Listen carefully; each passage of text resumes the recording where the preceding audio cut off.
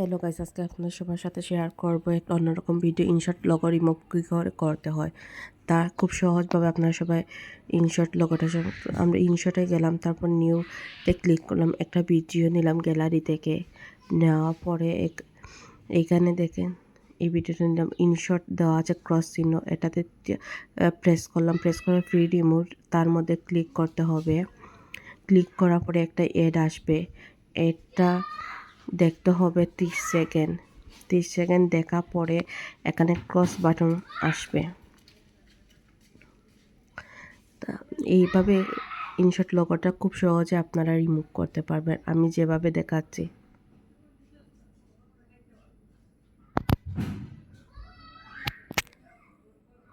এই তো 6 সেকেন্ড, তারপর এই দেখেন ক্রস চিহ্নটা এসে গেছে, তাতে প্রেস করতে হবে। করার পরে এই তো দেখেন ইনশর্ট লোগোটা রিমুভ হয়ে গেছে। তারপর আপনার যেমনিভাবে এডিট করতে পারবেন আপনার ভিডিওগুলো। এই তো রেকর্ড আছে, রেকর্ডে আপনি ভয়েস ওভারটা দিতে পারবেন। তারপর ইফেক্ট, সাউন্ড, মিউজিক এগুলো আছে সবটিতে। এটা ট্যাপ দিলে আপনার ভয়েসটা রেকর্ড হবে, আপনি চাইলে রেকর্ড করতে পারবেন।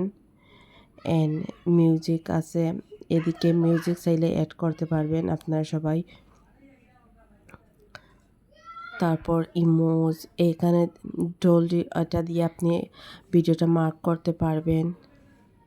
এই তো ইনশর্ট দিয়ে খুব সহজভাবে আপনারা সবাই খুব ভিডিও এডিট করতে পারবেন। আমি মনে করি সবচাইতে সহজ উপায় হচ্ছে ইনশর্ট। ইনশর্ট দিয়ে ভিডিও এডিট করা খুব একটা সহজ আমি মনে করি, কারণ তারপর এই তো ভিডিও এডিট করা শেষ, কাট করতে পারবেন, স্প্লিট করতে পারবেন, এগুলো ভিডিও আপনারা সব কিছুই করতে পারবেন এই ইনশর্টের মাধ্যমে। তারপর আপনার সবগুলো কাজ শেষ হওয়ার পর আপনি ভিডিও সেভ করতে হবে। তারপর এইখানে টিক চিহ্ন আছে, তাতে প্রেস করবেন, করার পরে এক্সপোর্টে ক্লিক করবেন। তারপর আরেকটা অ্যাড শো করবে, শো করার পরে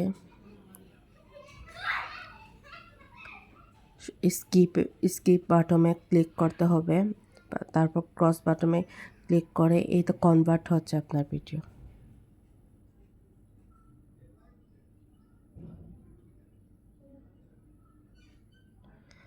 এই তো কনভার্ট হচ্ছে আপনার ভিডিওগুলো।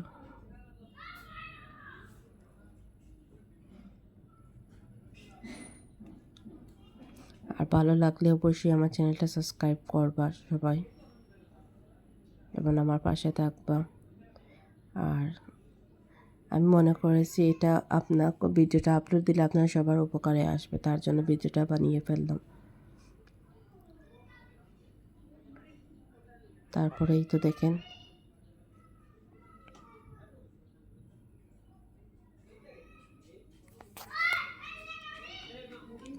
এই তো ঠিক চিহ্ন সেভ বাটনে ক্লিক করলে ডাইরেক্ট গ্যালারিতে চলে যান। গ্যালারিতে গিয়ে এই তো দেখেন কোন ভিডিওর মাঝে কোনো ইনশর্ট লোগো নেই।